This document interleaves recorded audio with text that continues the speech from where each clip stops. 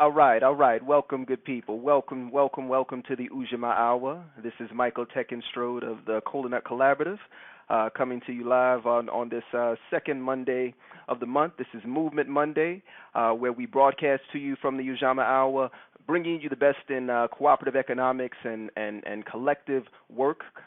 So what we're going to be doing this evening is going to be diving into informal economies. This is a guest we've been anticipating. We had lined up, a bit of a scheduling snafu in January, but we're glad we were able to line up Richard Wallace to come back in with us again, because ultimately, when we talk about what these solidarity economy framework, when we talk about the ways that communities are provisioning for themselves, there's certainly a critical element around the informal economy that's very necessary for us to understand. And so we're definitely looking forward to really digging into the backstory of how Richard came about this work, and then also just kind of understanding what's important about organizing these informal economies, what's important and what's critical about us getting into the ways that these informal economies are structured, and then making sure that people are able to engage in the work that that they need to engage in order to survive and to provision for their families and their lives in ways that are safe, that are equitable. So we'll have more to come on that backstory with Richard Wallace of Equity and Transformation. But before we get to that, there is something critical that everyone should know. This is the anniversary show of the Ujamaa Hour. Last year, October 15, 2018, was the first broadcast of this segment. At that time, in Bridge Embassy for Black America, Tequila Shabazz had brought a group of us around and wanted to see who might want to do a web segment, and I volunteered to do this segment of the Ujamaa Hour, really talking about cooperative economics from a production focus, right? So ultimately, a lot of what was happening in BEEB at that time, it was the receipt report back. And there were some collaborations that were happening inside of BEBA, but in terms of how we were thinking about cooperative economics, it was really necessary that people develop a production-oriented focus of what cooperative economics look like. So how do we actually structure and form cooperatives? How do we actually begin to work together cooperatively? And what would that look like inside of our communities if we actually had place-based institutions, enterprises, businesses that were cooperatively owned, that would not allow them to uproot and uplift themselves out of those communities and divest, when their tax money ran out or whatever, causes businesses to divest nowadays. And at that time, we were really in a critical conversation around the Target that was leaving on 87th and Cottage Grove, and another one that was on 111th and Marshfield, I think, or so. But and so at that time, we were talking about Target, and it was about the investment that had been made by those communities in big box retail, and that many communities, when we do these quality of life plan releases, see big box retail as a critical investment that they make, that they need to attract to their communities in order to uplift the quality of life and draw in additional retailers and resources, and really serve as anchors for their commercial sectors. But ultimately, as we saw with Target, we've actually now got another case again here in South Deering Manor. So I live in Jeffrey Manor. If you're not familiar with Jeffrey Manor, it's in southeast Chicago, beneath South Shore, below South Shore, or south of South Shore. And in South Deering right now, we've got another case of this escaping retail or divesting retail, where a Walgreens at 95th and Jeffrey is going to be closing. Walgreens was acquired Rite Aid or was acquired by Rite Aid. It's very hard to understand sort of the negotiation between the two. But in any case, Walgreens and Rite Aid, combined forces, triggering Walgreens to close some 3,000 stores, and one of those stores is in Jeffrey Manor in southeast Chicago. Now, what's the challenge here? What is the challenge of this situation? What we're dealing with is a community that has a large population of seniors that rely on this store for critical medication.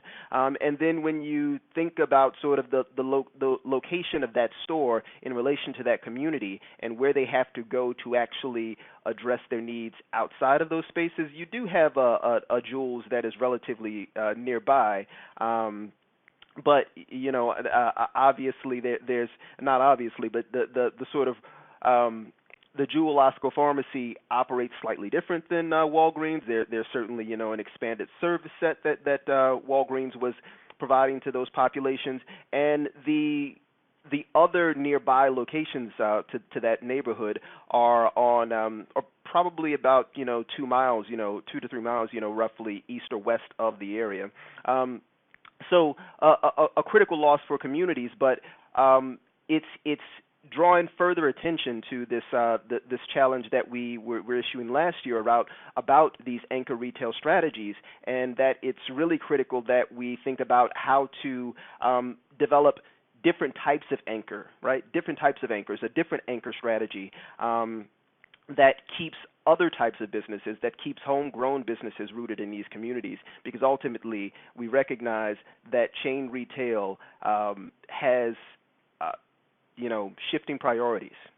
If shifting priorities and shifting targets that they're after, and ultimately when they make a decision and a community suffers, it's not really going to affect their bottom line. Ultimately, I mean, so we can lean and protest, and certainly we had a discussion at a neighborhood association meeting in which a local senator, L.G. Sims, was out. There's a meeting this week, with Alderman Greg Mitchell in that neighborhood, but it's probably not going to change Walgreens' mind. There is certainly, community members who are looking to have them shift to a smaller footprint store and keep the pharmacy in the neighborhood, but more to come, we'll see. And ultimately, this is what this show, the Ujamaa Hour, is about.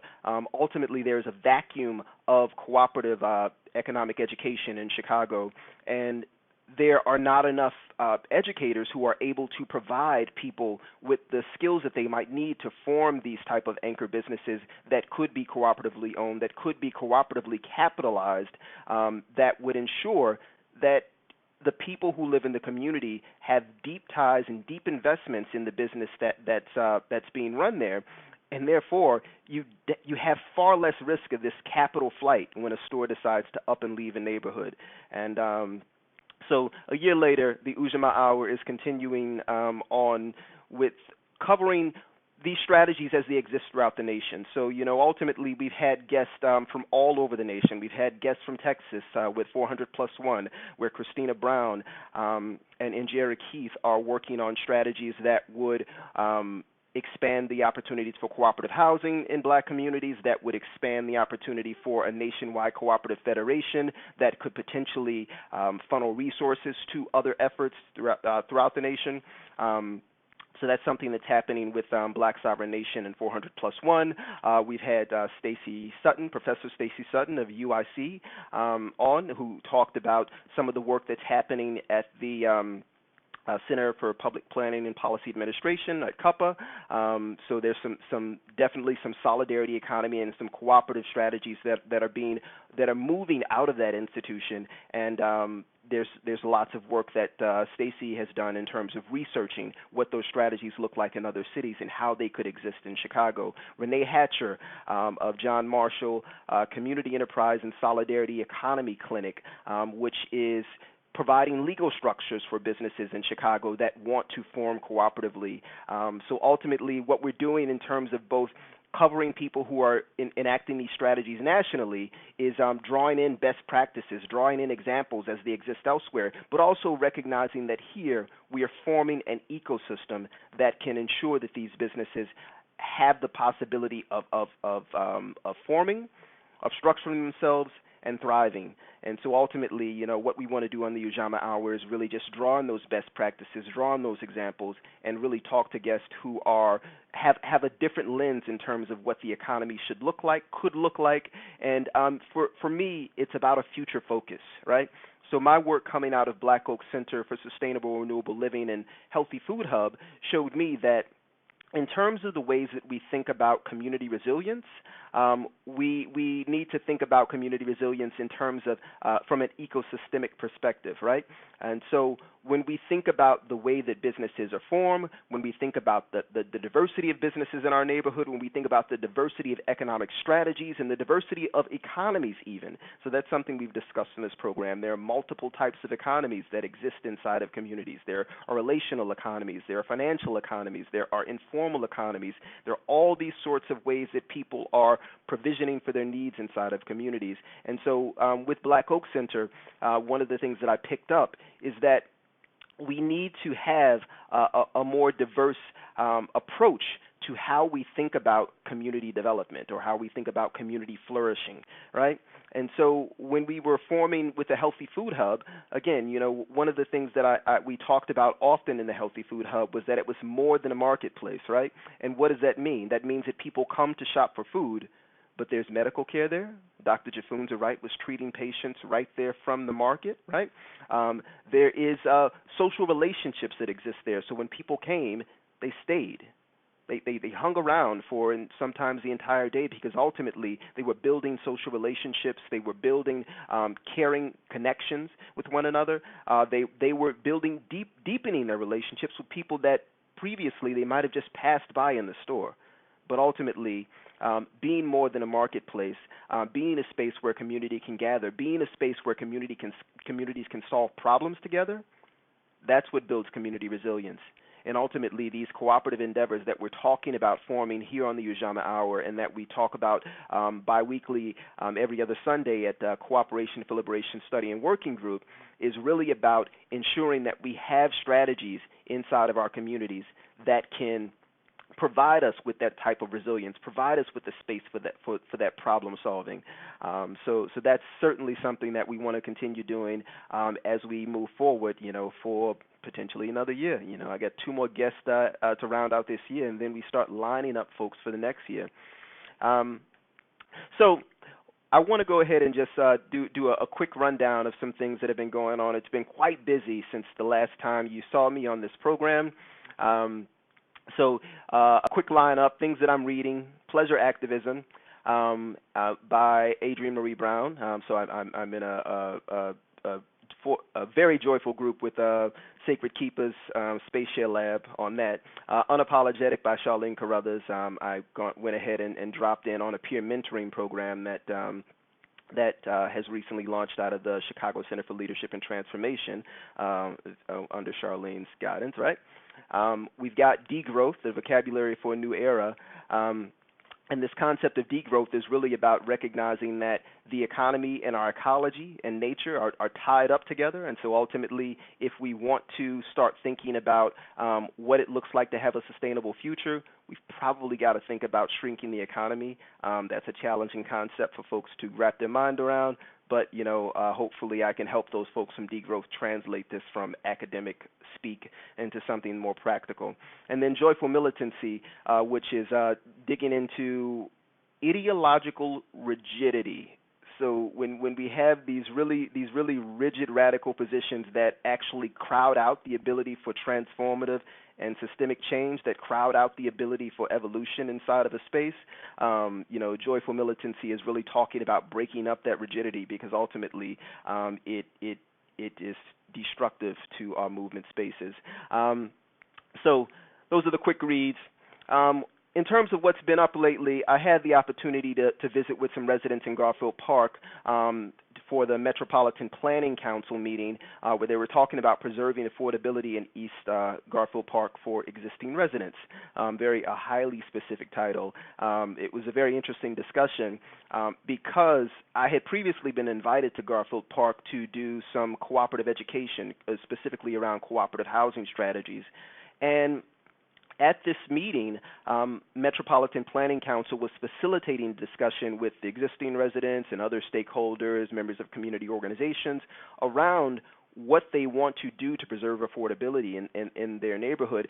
And I found it, cooperatives got a very strong vote in terms of what residents wanted to see in their neighborhood around affordability, as did Community Land Trust, as did other strategies that would educate existing residents about how they can preserve their house, so support existing residents in maintaining their houses as property taxes shift and other things take root. So this was an interesting discussion, but I really found it was a little bit disheartening, that it seemed like with all of the folks in that room who have far more years of urban planning and development experience than I can muster, there was just very little cooperative knowledge in that room. So it was a fortunate thing that I was able to kind of bring some of that to that space. But it's another highlighting of Chicago as being a space that has just been bypassed by the sort of the cooperative wave. The cooperative wave that flourishes in D.C. and that exists very readily in Philadelphia, that exists very readily in New York City. In Chicago, while we have cooperatives here, has had a good record. And it wasn't a good track record in terms of having cooperatives, but one of the things that it highlighted was that you didn't have a good support system for those cooperatives, and that was made very, very much more evident to me by an article that came out. Let me get that off the screen. By an article that came out that was talking about Oglesby Manor in South Shore, which is a cooperative in South Shore that's fallen on hard times. Now, it's still a seat of high affordability in South Shore to have this cooperative there, but in terms of the ability of the existing residents to maintain that cooperative, it's challenging. There's some issues with boilers. There's some issue with building maintenance. Residents have several complaints in terms of their experience with it.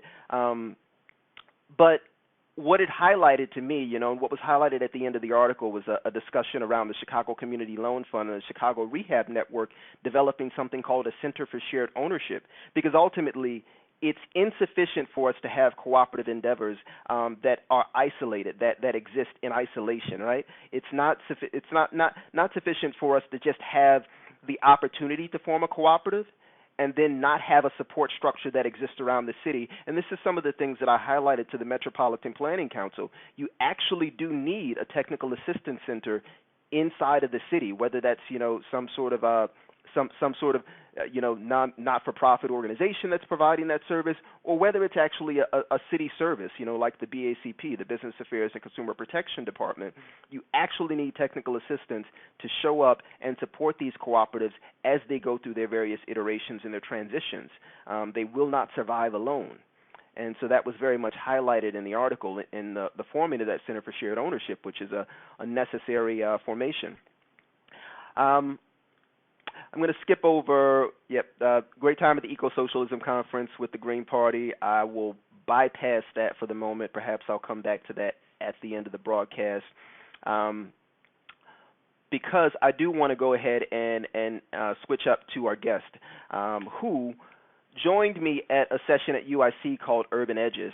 So Urban Edges was an interdisciplinary affair where people who were talking about issues in engaging property, issues engaging migration and immigration, issues engaging informal labor, and solidarity economy all mixed it up in a room or in several pockets or pods at first, and then we came back together in a room and we started to weaving together what were the commonalities between the things we were working on and the things that were happening in other spaces, right? So that was a deeply interesting discussion around the relationship between land sovereignty, the relationship between a different vision of the economy, a less exploitative structure around the economy, the relationship between having ownership of one's labor and the ability to organize around one's labor, and then also having the sort of sanctuary spaces and the removal of artificial borders, right? So this was an interesting discussion that we had, and right now I want to just go ahead and introduce our guest. This is Richard Wallace of Equity and Transformation, currently a Voqal Fellow, Atlantic Fellow, Soros Justice Fellow, an artist with the group BBU, who recently released their album Bell Hooks to nationwide recognition. Someone who has an interesting angle and an interesting approach in terms of how we are dealing with the informal economies that exist in our community, and someone whose strategies I am anxious to dig into. So with that, I'm going to go ahead and bring in Richard Wallace, and boom, you're on Hello. the line. You can hear me? All right. Well, How are you doing this yeah, this evening? is a joyous occasion. Happy anniversary. I'm really excited Yes. to find out this is your anniversary and I'm on the show. So thank you for inviting me. Absolutely, absolutely. Very welcome. So why don't you start with just giving us some of your backstory in terms of what you're currently working on, and then I'll shift in a moment to kind of getting more story in terms of how you got to that work. Yeah, so right now I'm currently working with an organization called Equity and Transformation. We founded it in 2018. Essentially, I think how we got to the name Equity Transformation. I mean, equity was a catchphrase in philanthropy. Transformation, you know what I mean, is what it is. You know, like we need a transformation. I believe wholeheartedly in the idea of equity. I think it's a destination. I think other people use it other ways. Um, and I had it was a young brother that I was working with that I always tell this story that he was out, doing what he does to get his money up. We had actually got him into this kind of pre-apprenticeship program to get him a job. The job was like at least a 2-hour trip, he was saying, like with traffic or whatever. So he didn't end up being retained in that position. And he was like, "Look, man," he called me Unc. He's like, "I'm just trying to eat right now." And I was just like, it's like there was nothing I could say at that point. There was nothing I could say to him. It wasn't like, like, don't do it, da da da da. It was like, look, I know these are the consequences of what you're doing, but I understand. And part of that was because I had been there before. So it was like I had been organizing all throughout the city of Chicago in different capacities. A lot around the murder of Laquan McDonald. Before that, I was organizing the labor sector. Um, and I noticed a very important missing piece in the work, right? Um, Oftentimes you would hear the numbers and the statistics surrounding young black youth that were killed in the community um, being propped up in order to create demands that turned into resources, and those resources were supposed to come into those communities and get to those people. But in reality, there was the funds would never get to those people. The resources would never get to those people. And a lot of that was like rooted in a steeped in anti-black racism that was held by both um, black folks and white folks, right? You know what I'm saying? And part of it was just like there was a fear around engagement, and also what that engagement would mean for the organization that did it, right? That means that you were somehow in alignment because you helped, right? So and so for me, it was like I came from the streets, right? And I know what it means to be stuck behind a rock and a hard place and have to figure your way out of it, and how a hustle often becomes the only way out, right? Or the dream of a way out, right? And as if out is an option anyway, right? Well, we can get into that later, but you know what I mean? So equity and transformation, essentially for me, how I got to informality or black informal economy, it was because this is where the people that we proclaim and organizing as the most affected live, right? This is where they exist, right? There's no greater indicator to me, to your proximity to oppression than being boxed out of the market via capitalism, right? All right, like capitalism, and we all know how that works, right? You exchange your labor for a wage. You use that wage to acquire a means of subsistence, right? You get food, water, and shelter, right? So if you're boxed out of that because of your record, if you're boxed out of that because of your hair, because of the way you look, etc., because of your vernacular, then it meant more to me than just like unemployment. It meant that you are literally boxed out of the system that was created for your survival, right? So for me, that those folks are the most marginalized, right? And a lot of that was indicated to me via like I go to protests and like we march through the community and the people that were actually in the community that needed to be part of the march weren't in the march, right? They weren't in the march. It was just like, what are we doing? We got a bunch of liberals, we got some communists, we got socialists, got some movement folk or whatever, and we're marching through the community, but we're not engaging the community, right? The community's watching us like this alien force that's just entering their community. That's either trying to get some cachet for saying that they did it in the community, but they didn't door knock. They didn't reach out to the people. And I was like, why aren't we doing that work, right? I saw a very large gap in the work.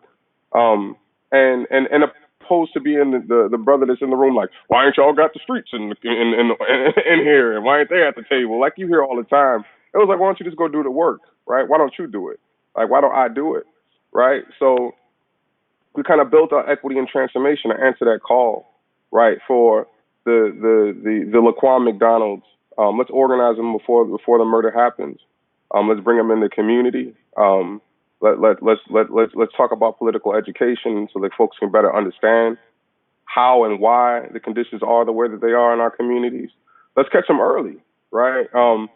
And I also believe that they are a real revolutionary force. When you look at the uprisings in Ferguson, Baltimore, all the things that really kind of brought along this new wave of movement, community, it was ushered in by the informal economy. I don't care what nobody say. You know, the hustlers got up and threw smoke bombs back at the police. I was in Ferguson. You know what I mean? Like, it was the streets that rose up. You know what I'm saying? And a lot of times it'll go. I think the credit will go to the intellectuals, right? And I think that there's a need for both, right? But at the end of the day, the folks that really sparked the rebellion, and that goes back centuries, right?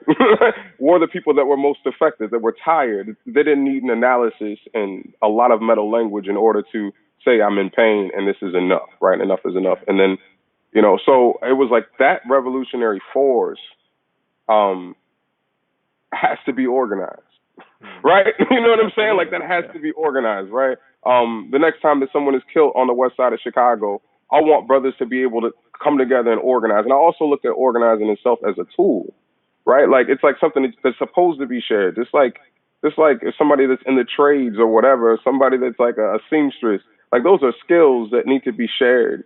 And so I wanted to share them with the people that were most affected. And essentially that's how equity and transformation came to pass. And then at the time I was an Afri Fellow. I was working at a place called Jobs Move America.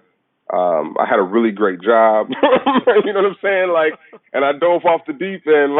My people was looking at me like, bro, like, are you for real? And I'm like, yeah, I'm about to do this. And, and I'm grateful. The world of philanthropy hasn't really truly embraced it. But the people have. If you go to Madison and Pulaski right now, there isn't a person on Madison and Pulaski that's in the informal economy that don't know EAT or is a member of EAT, right? And they, and we didn't lead with politics. We didn't lead with like, these are our politics, because I often see how the movement often uses politics like our elders use religion. Yeah. And then the community runs from it because it's like when you come in the door, these are the things that you got to do in order to come in the door. And it's like the same folks who were like anti-religion because of those same constraints are now like creating that same dichotomy, you know what I'm saying, in the movement space, right? We're using our politics like our ancestors used scripture, right? To like purify the movement. And like I think our movements need to be a little looser. So that's that. Hopefully that answers. Yes, yeah, I definitely hear your word around that sort of rigid radicalism that was mentioned in Joyful Militancy. I know I was when I was at that Green Party Eco-Socialism conference. Somebody stood up and said, we are the rare people who can sit in a room for a meeting all day. And I was like, well, maybe that means that you need to not be having the meeting structured in the way that you have them structured. Maybe you need to meet somewhere else. And then also, so why don't you talk about sort of the boundaries or how you're defining the informal economy? And then I'll just also throw out the statistic that was mentioned in the caption of the show, which is that maybe 3% to 40% of the sort of the labor is in the informal economy. One, does that statistic kind of jive with what your research shows? Yeah. Yeah, specifically in the city, like yes. So yes, I'll get into the nitty gritty, right? All right. So essentially, like the informal sector, or the informal workforce is part of the economy that's neither taxed or monitored by any form of government, right? Mm-hmm. And I like to think about it like this, right? Like if you got 89,000 or more unemployed black folks in Chicago, right? Somewhere around there. It's a high rate of unemployment. We have one of the highest rates of unemployment in the nation. We've got areas like West Garfield Park where 80-something% of young African American males aged 17 to 24 are unemployed, right? These are real numbers, right? So if they're unemployed, they're unattached to the economy. So essentially, unless they're starving on the street begging for food, right? Folks have figured out a way to create capital where there was none, right? And so I like to think about the black informal economy in that way, right? The number of individuals participating in the informal workforce has been expanding rapidly since the 1960s. Currently, there's 40% of the U.S. workforce is engaged in the informal economy, and it's 70% of the world's workforce. So when I first got into it, I was just like, my mind was like the bucket boys, the loose square people, you know what I'm saying, the child care providers. And then when I opened the door and started doing my research on informality, on urban informality, or informality as a whole, it's broad, right? I had traveled to West Africa, and when I got off the plane, hustlers were everywhere. People would call them whatever you want to call them, but I was like, y'all hustling. Like people selling pure water and pineapple and mango and this, that, and the other. And I was like, this is beautiful. And I asked one of the people while I was there, I was like, man, how come y'all don't sell dope? In my mind, I was like, why did we end up at dope? Like, how did we start here and then end up, like, how did we get there, right? And they were like, well, no. They said one thing. They're like, well, because people have so many different commodities that they can trade. And I was like, damn. Right. And then it was really interesting because I went to a market. I bought material from one brother that was selling material in the market. He was untaxed, right, unregulated, informal worker. I then took that material to this other brother that was a seamstress, and he made a chemise, like a African garb for me, and I went and picked it up the next day. Like informality could work like that, right? So it was like it opened my mind to the possibility of what we have in the city of Chicago if it was shifted in ways, right?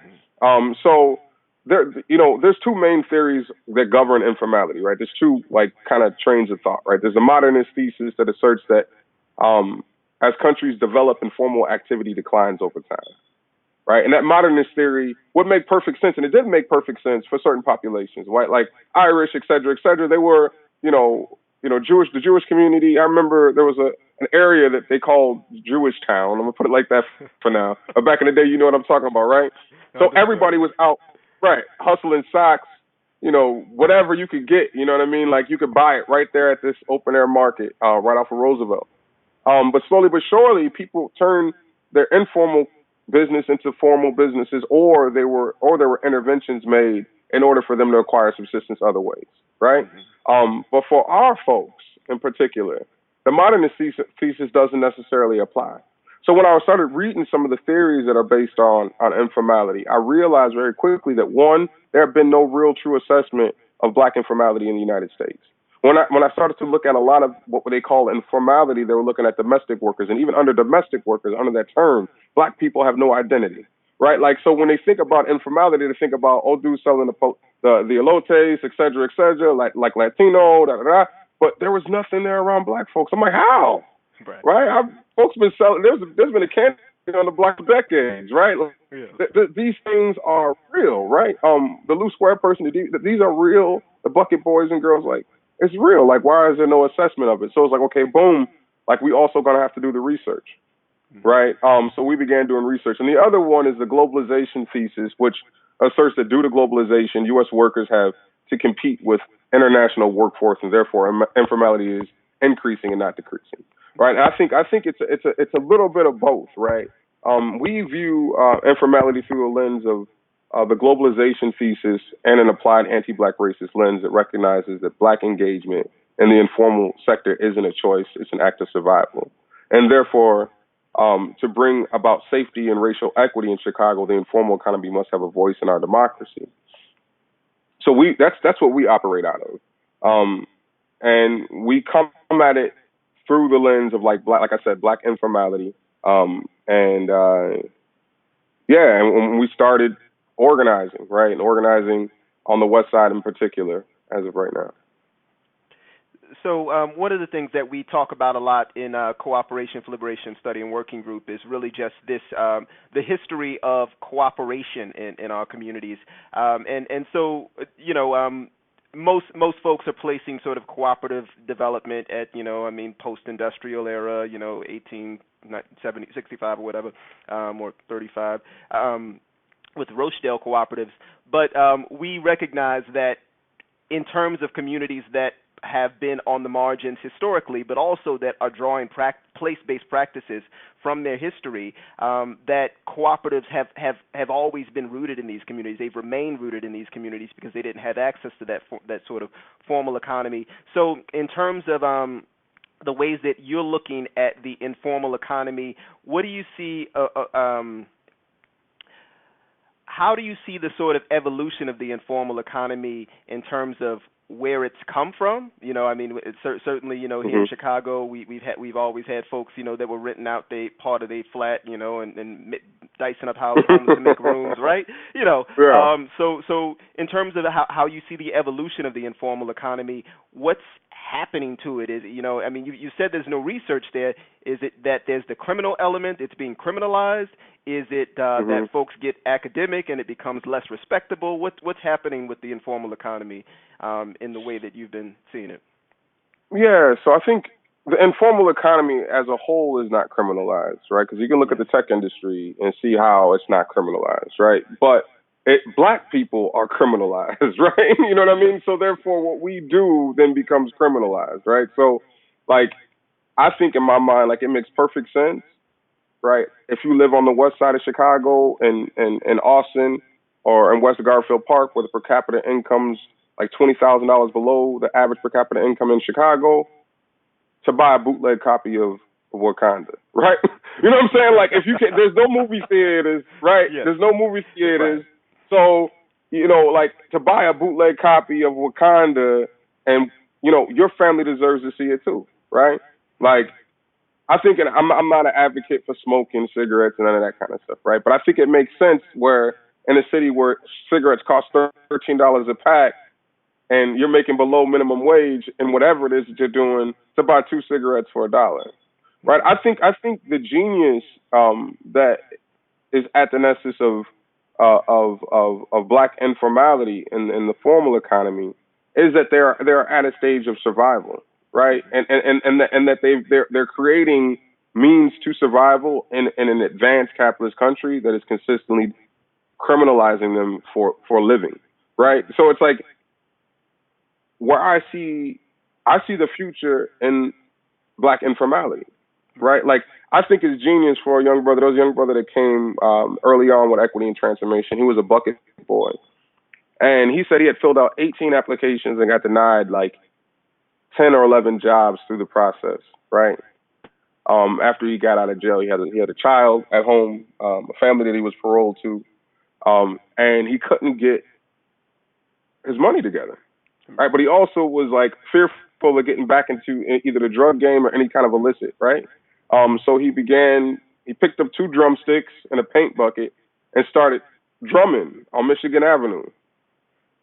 That creativity and resilience is something that our movements can learn from, right? It is the pot liquor of our communities, right? It is that, right? And that we have so much to learn about that, right? Under advanced neoliberal capitalism, where everything that is public is being privatized, right? We are all moving closely. I think the U.S. is moving closer to a labor-less society, right? And so, if you want to learn how to survive, you better get with the survivors, right? You know what I'm saying? And I think that our community is just rich and survival strategies because they've been doing it for so long. All right. So that's where I see, and what I see in urban or black informality in the US is the ability to survive under a system that is daring them to, right? And there's a lot of consequences for that, right? There's a lot of trauma that's associated to that. There's Eric Garner, there's Alton Sterling, there's countless cis and transgender commercial sex workers who are dying on a daily basis, right? And one of our goals is not to. A lot of folks are like, why aren't you trying to transition folks into the formal economy? And I was like, bro, like the formal economy is so anti-black, right? You know what I'm saying? Like a lot of folks are not entering it, not because like the job doesn't pay enough. I mean, that's of course part of it, but like the fact that you have to mask wear and hold that mask on for so long, right? For 8 hours out of a day, you have to be someone else. Is also uncomfortable, right? It's also something we need to address, right? So informality essentially for us is like formed by anti-black racism, transphobia, homophobia, and sexism in the formal economy, right? The formal economy embraces those ideologies, forces those people out. They then engage in informality to survive, and then they're criminalized in informality for survival. So that's kind of like a little bit more about our analysis of E. Okay. And so then when you say think about sort of what your intended outcome is. So you've noted that you aren't necessarily attempting to transition them to a formal economy. Are you just attempting to create a set of boundaries and protections around their work, or what's the sort of goal of EAT in terms of how it wants to uplift this informal economy? Yeah, so I think the goal, we have a number of benchmark or light goals, right? And like increase trust and safety within the community. So we're doing a lot of interventions around trust and safety. Build local power. We want informal workers to place informal workers in positions where they can define and create their vision for an equitable future in Chicago. We also want to. I think that oftentimes the lens of the organizer is that I have to organize these people towards an end. And that end is predetermined before they begin to engage with those workers, right? or those people, right? So it's like, oh, we need to get 500 signatures to support Bill X, right? And then you go in the community, you get the 500 signatures, they sign Bill X, and then people never see the organizers ever again, right? So we don't want to do that. Like our goal is to be in community with the informal economy, right? And then go where it wants to go, right? So if folks begin to create demands around, I think the first instance was the cannabis legalization in Illinois, right? We were organizing within the realm of Black informality. We hear echoes about cannabis legalization happening in Illinois. I began doing research on alcohol prohibition, the lottery, cab services, underground cab services or whatever. And one of the things I learned is that occupations that are in the informal economy aren't fixed, right? They often get formalized, and when they are formalized, they don't retain Black bodies, right? So here comes cannabis legalization coming to Illinois. So we started doing community forums solely with informal workers. We call them chronic conversations. And we said, cannabis legalization is coming to Illinois, right? What do you want to do about it, right? What are your demands around it, right? How do you want to enter? Do you want to enter this newly found cannabis economy or not, right? And then we began to organize around their demands, right? And their demands were definitely rooted in the economics of their community, right? Like we found out that in the medical cannabis industry, applicants had to have proof of $400,000 in liquid capital in order to apply, right? One of our essential pieces is that any policy that produces more barriers for Black folks than bridges is an anti-Black policy. It needs to be obstructed at all costs, right? So we began to do that, right? You know what I'm saying? Like we had to challenge this narrative around capital, right? And needing capital to enter an economy that was solely Black for a long period of time, right? So we began to organize around that. And what we got is what they're framing as like one of the most equitable, equity-centric policies in the nation, right? And a lot of that was due to the voice of Black informal workers. It came with like a social equity applicant designation, 50% of the fees will be cut, low interest loan program. I mean, we framed it in the UN's definition of reparations, right? Like And then we got some pieces of it. You know what I'm saying? Like we got acknowledgement. They acknowledge the war on drugs and the harms of the war on drugs. Right. Generally, they do acknowledgement and it's followed by nothing, right? We got some sense of rehabilitation through the R3 program where they're going to reinvest like 30% of the income or the tax revenue from cannabis back into communities that are hit hardest by the war on drugs. We're able to get expungement, which is relief for a lot of our folks that got cannabis arrested and couldn't apply for student loans, right? We're able to get some repair through the process by framing it in reparations and organizing with Black informal workers towards an end, right? So that's a case, I guess, a case that would kind of explain how equity and transformation works. If the community would have said, hell no, we finna stay in the informal, then we wouldn't have bothered that policy. You know what I'm saying? Like, okay, this is what it is, right? Now let's talk about these things, right? We began having conversations with, some things I can't say, but we've been having a lot of conversations. You know what I'm saying? Around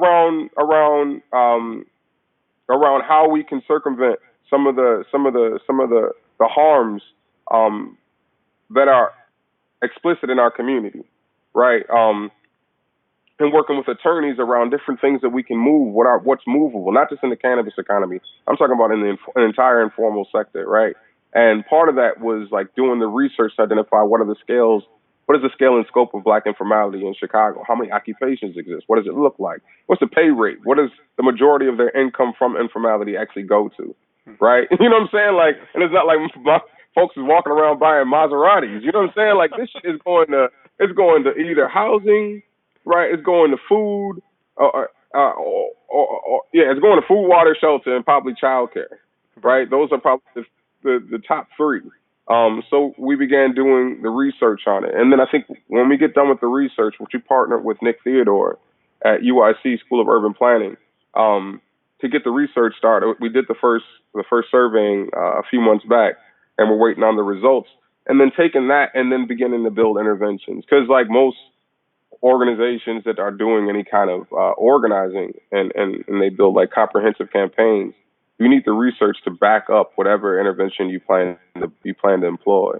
So we're doing that research. Absolutely. So in terms of the participation in Urban Edges, we've got this room full of academics, and we're engaging with academics around work that perhaps we're doing in the context of community.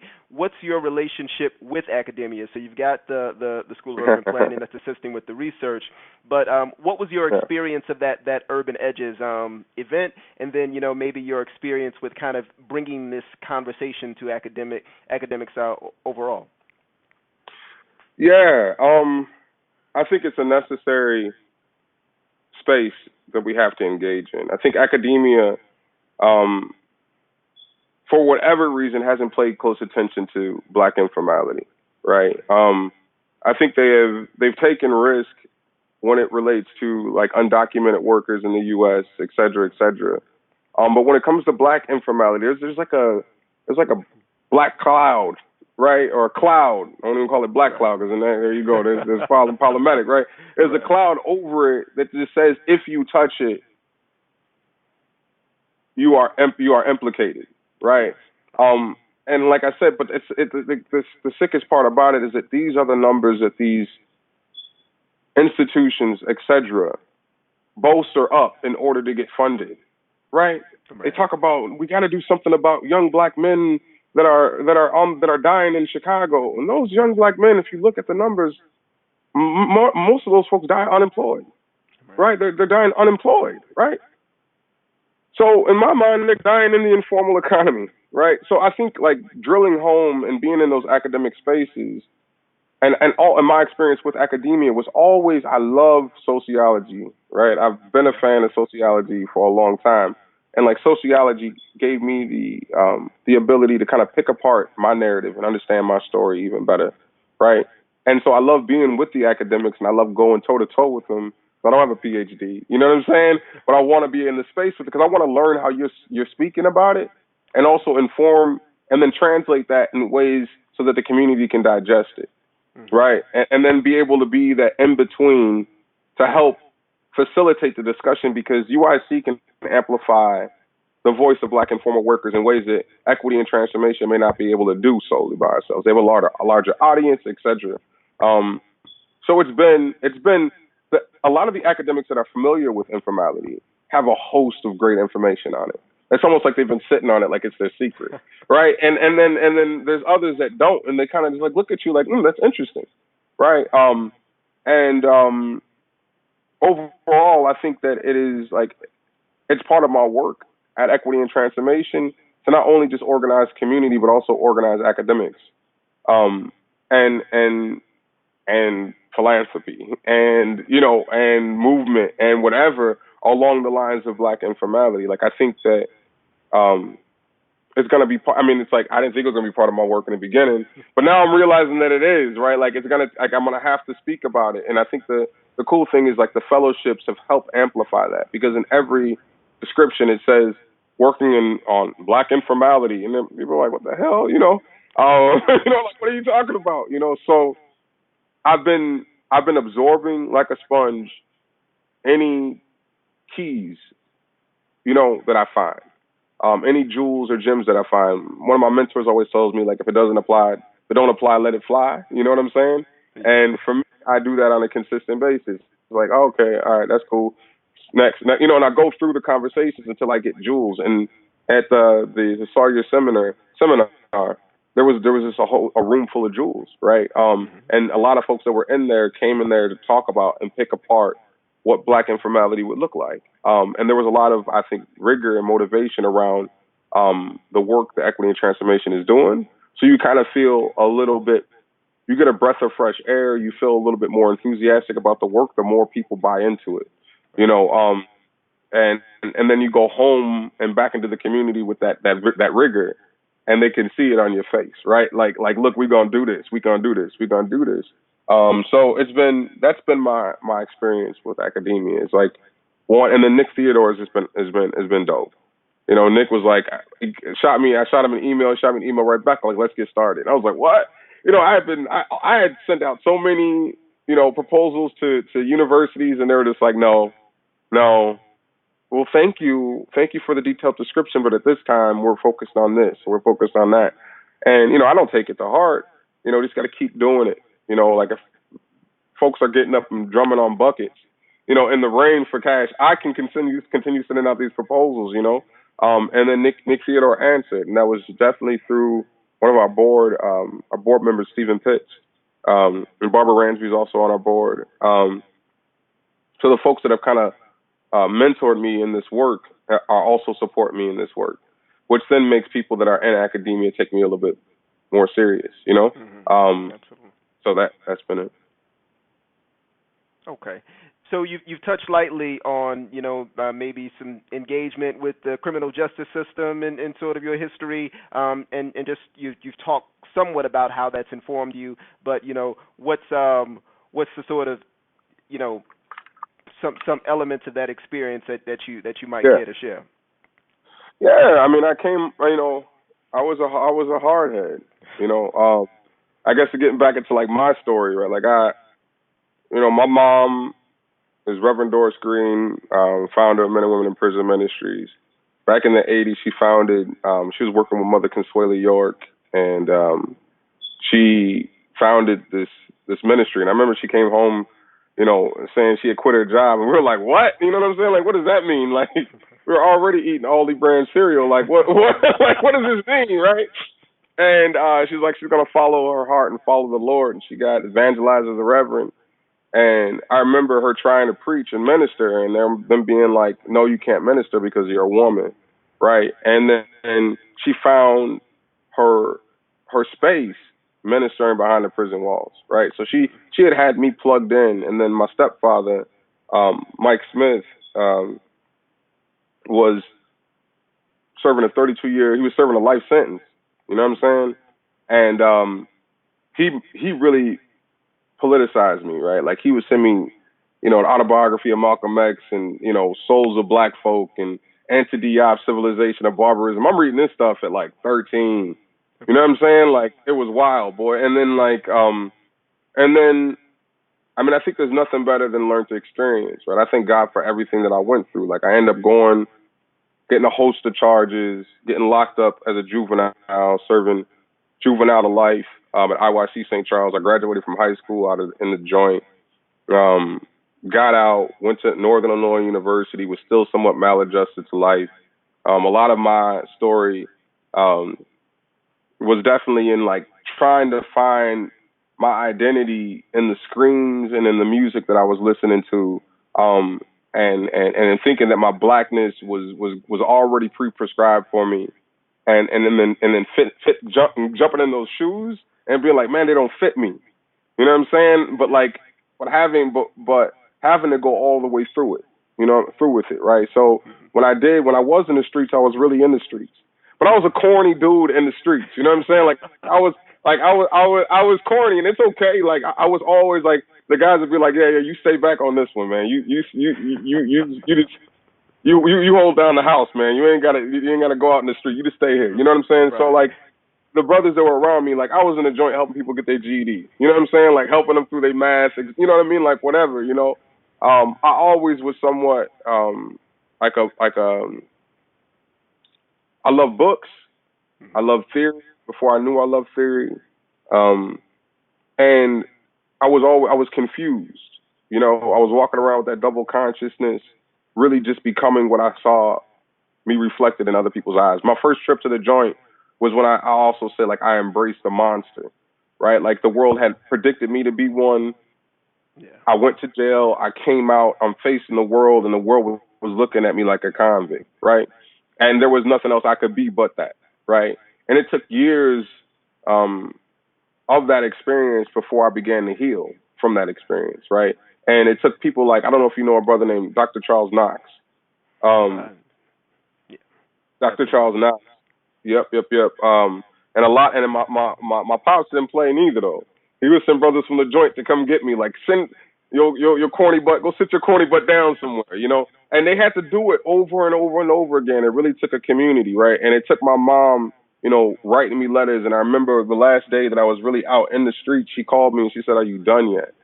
Right at this point, I'm drinking like a fifth of Parmesan a day, smoking a whole lot of weed. You know what I'm saying? Like right. Just to numb my feelings, right? She's like, "Are you done yet? Because your people need you," right? And I'm like, oh, here you go with this again, right?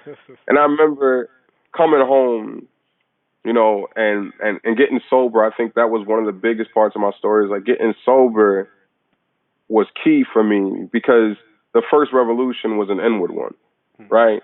Like I had to fall in love with me, which is some hard things to do when you've been living in hatred for a long time with yourself, right? Because of what the world kind of reflects on you. So that was like one of the first revolutions that happened in me. And then I was introduced to poetry by a brother named Red Storm, who was a Chicago native as well. And I used to follow Red Storm from place to place, and wherever he spit, I'd go back. And I was staying at a homeless shelter when I first came to Chicago, right? I was there for almost a year and a half. And I had a curfew. So I would hurry up and try to get my name on the open mic list. It was like Oron Kenyatta and Still Black Sea and all that, right?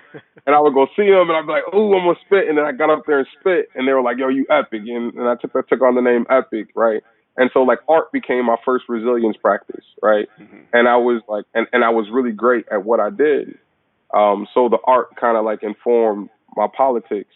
And then we formed the group BBU, we toured, did all of that kind of stuff, but it was a cycle, man. Like I really came from the streets. I came from the bottom. Like folks I could see Haymarket Center or the other places throughout the Chicago region, and they know me and they proud of me and they happy for me and all of those things. So like yeah, that's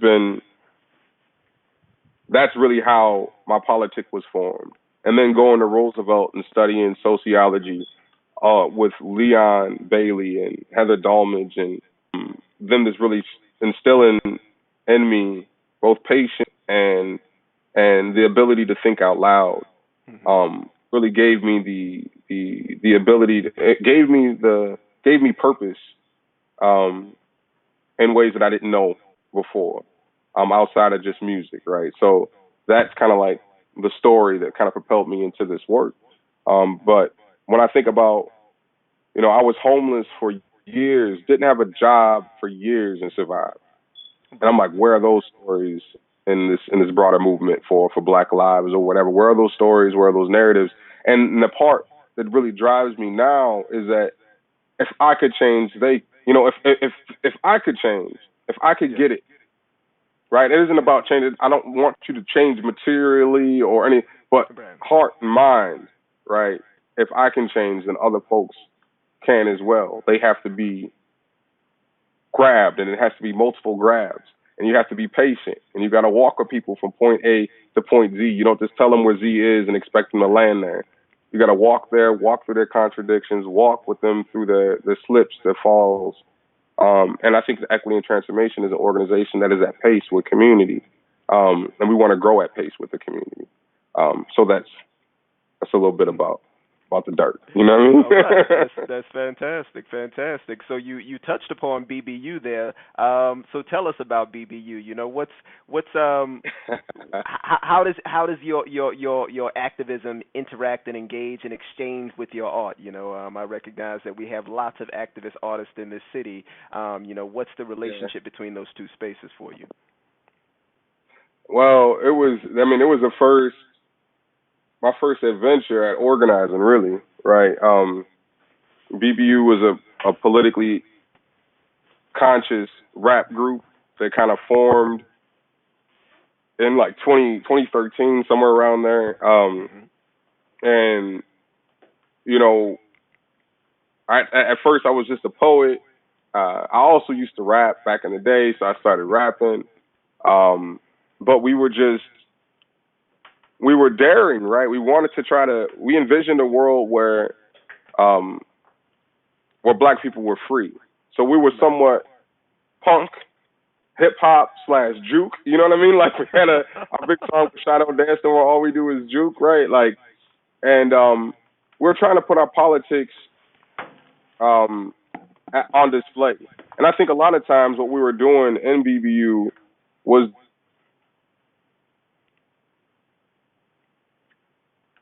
Oh, hold on. Hello.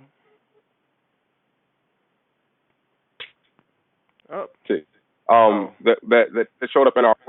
Can you hear me? Pardon me. No, yeah. There was a little bit of a lockup, so you know, you paused at Okay. politics a bit. So yeah. Yeah. So we had, no, so we had a radical politic, and I think a lot of us, and the group was made up of four people. It was DJ Esquire, myself, Jason Perez, and Mike, who was elect, right? And Jason went on to be an instrumental figure in BYP 100. I was in organizing the temp labor sector. This is right after the Obama election. I kind of remember like we're all at the Obama election, like, oh, like reparations is tomorrow, right? And then when he got in office, it was like all of these murders just occurred. Like every year, it was like, what is Yeah. happening? So he had been an organizer before and got into organizing. I really wasn't in. I was doing public health at the time. But I think BBU just kind of gave me a platform to kind of vent Mhm. and let go of stress and talk about the world that I wanted to see in, I wanted to live in and be in. And then organizing gave me the tools to actually try to craft and build that world in real life, right? Not just at the show, because we would have like an amazing show and it was like, man, it was radical and the people showed up and that would be it, right? We weren't moving people towards the goal. The goal was to come to our show, right? Come on. It wasn't like, you know what I mean? Like we weren't coming to this protest type, you know what I mean? So, I think that organizing gave me the capacity to kind of like move people towards an end that wasn't just like buy our mixtape or download our album. Mhm. And for that Uh, 2013 album title, Bell Hooks, why that? yeah, so my boy Jason got into bell hooks. You know, Jay was like the book reader out the clique, right? Like I was not. I very much was like, I'm good. I read my books in the '90s. I'm good. You know what I mean? Like I don't need nothing else. Um, and he started introducing intersectionality to us early on, right? We were extremely like problematic back in the day. You know, I mean, like the Talib Kwalis and whatever. We were hyper masculine. We really didn't have any kind of feminist critique. Mhm. Um, and I kind of wasn't opposed to it. I just didn't know shit about it. I was like, all right, whatever, you know. So he began to like really, pass out articles and in our writing sessions and stuff like that. And I became a fan of outlaw culture. Um, and Jason had given me the book.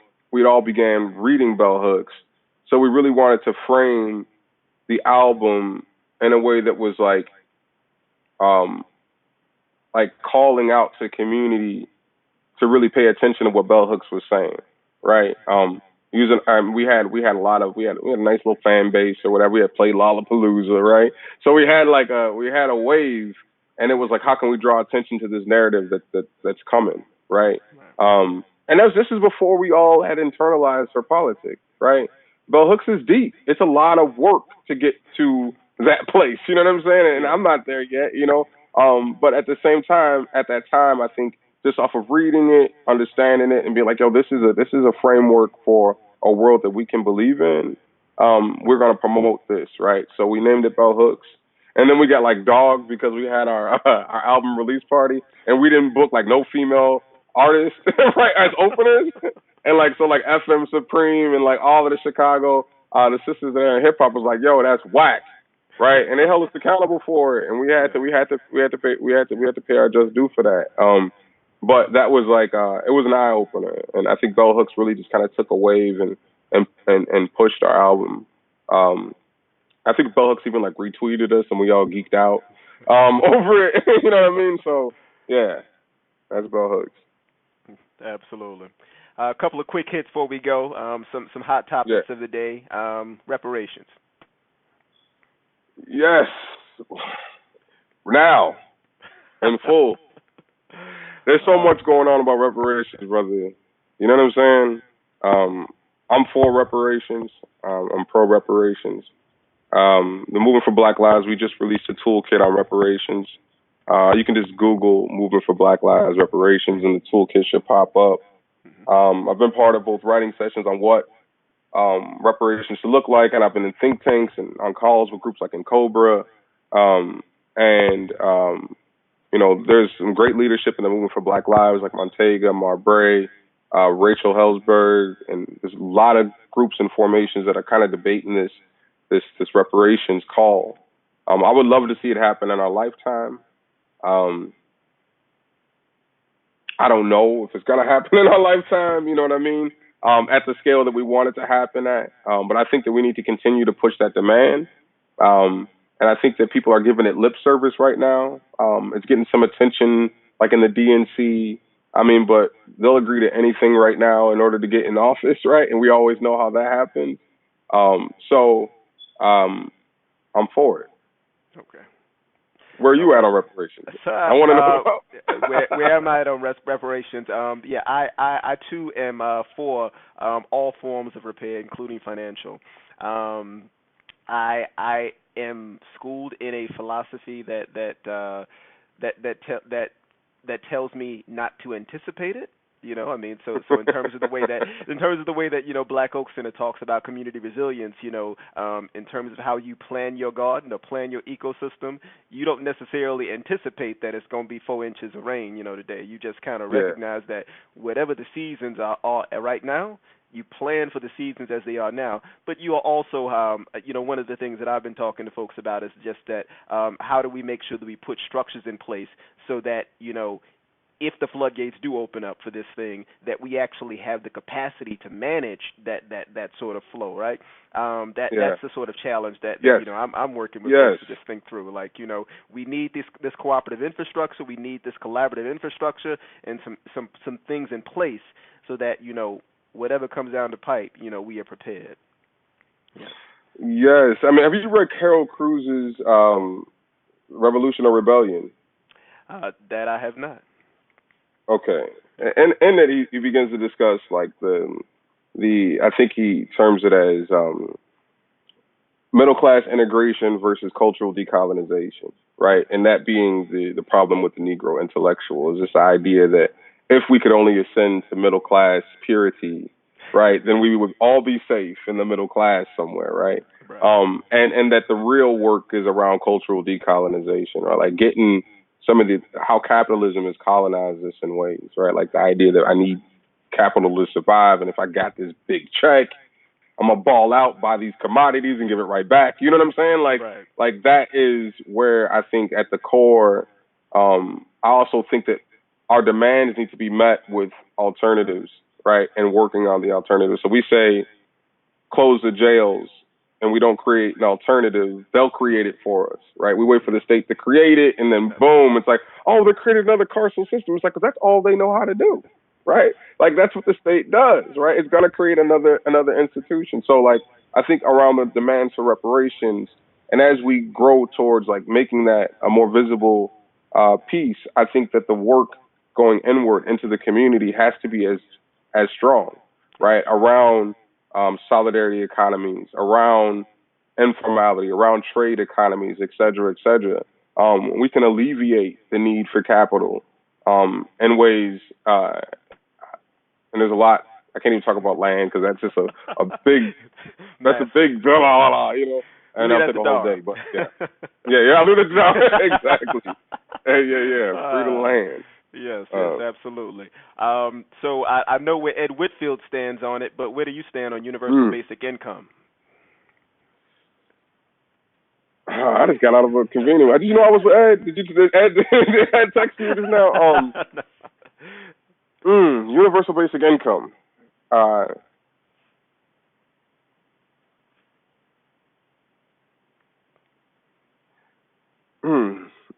I think universal basic income. I mean, I don't want that has nothing to do with reparations, right? I think in an advanced neoliberal capitalist country like the U.S., where you can walk into an Amazon store and shop for groceries and check out without seeing one human being.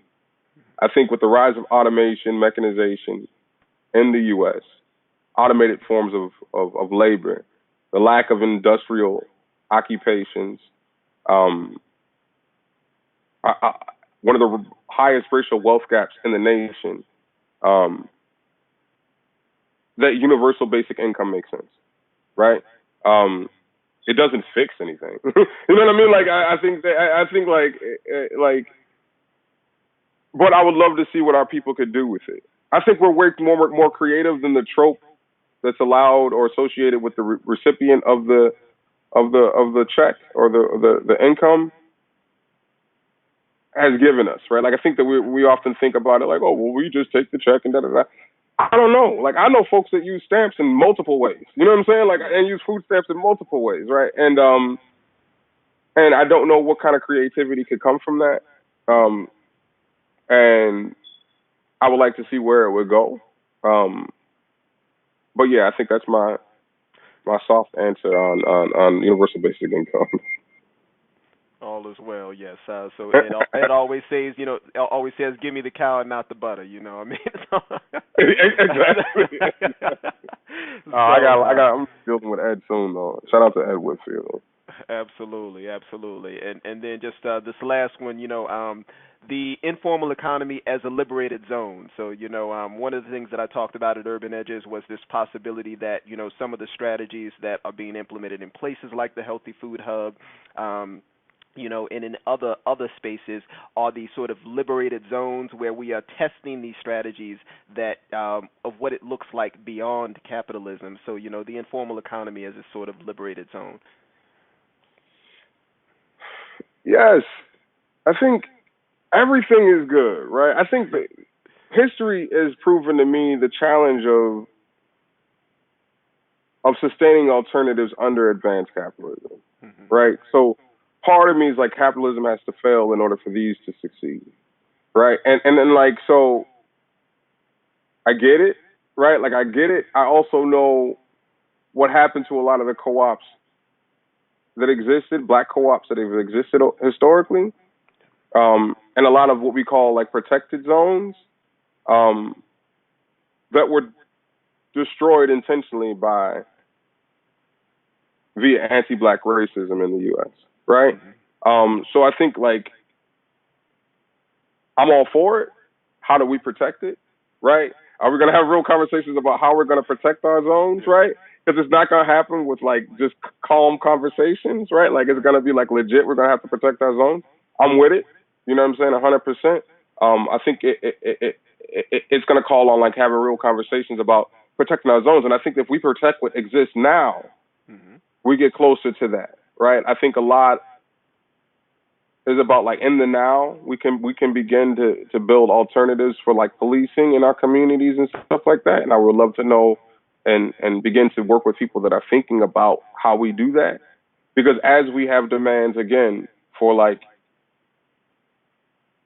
dismantling police in our communities, etc., there's also a call for like safety within our communities, and how do we respond to that without having a system in place, right? So we need to have systems in place for everything that we describe, UBI, reparations, etc. Like everything has to have a system in place, and that alternative has yet to be crafted out. Yeah. All right. Well, man, so that was a dynamite lightning round. I appreciate that. Tell folks where they can pick up more information about EAT, and anything that you need us to know in terms of this. Yeah, so you can go to our Facebook, which is www.eatchicago.org. Follow us on Twitter at like Chicago Eat. It's weird because I get a lot of like, good food posts, like, oh, I just had this at Chicago Eat. I'm like, that has nothing to do with this, but I'm glad we got the tag. And stay, follow our Facebook. You can just find us under Equity and Transformation Chicago. We have a lot of events that are coming up, and you can find those there. We also put out a series called The Corner, which is just a 60-second video clip of Black informal workers giving their vision of safety and equity that you can find on YouTube, on our YouTube channel. So, yeah, that's how you find us. Equity and Transformation, EAT. Shout out to all of the staff, all of our folks that are kicking butt on the ground and moving for Black Lives. I'm going to give a shout out to all of our coalitions, right? Yes. Moving for Black Lives, Black Roots Alliance, Black Freedom Collective, Pure Cannabis Coalition, and all of our partners that are in community that are like really organizing to do this work, right? And dreaming big around Black liberation and what it could look like. So, yeah. Absolutely, absolutely. Yes, we are continuing on, and for just a brief shout out to Cooperation for Liberation Study and Working Group. For folks who have not been to the biweekly sessions, we dig in deeply in terms of what cooperative strategies we can be using in our communities to protect what we have, to build what we will have for the future. So we highly endorse that folks check out our October 20th session that's coming up. We will be continuing the worker cooperative curriculum, which ultimately is trying to figure out what does entrepreneurship and development look like inside of a cooperative context. We had a feedback session, that was dynamite, so we appreciate all the folks who showed up for that October 6th session, and we continue on. So I really appreciate our guest, Richard Wallace, for being on this evening. Make sure you check out the work of Equity and Transformation, and until then, we will see you all folks. See you folks later for the next Movement Monday, second Monday of the month, coming up in. We don't want to make sure we miss that schedule. Coming up next month, we're going to have Imhotep Adisa of Keperu Institute. So November 11th, look out for that. So we'll be having Imhotep Adisa here talking about some of the work that's happening in Indianapolis around these cooperative economies and the strategies that they're implementing there. But so we'll expect you back then at that time. All right, appreciate it, Richard. Right, Look forward to talking brother. with you Y'all again. Be good. Be well. All right, take care. Bye-bye. All right, you too.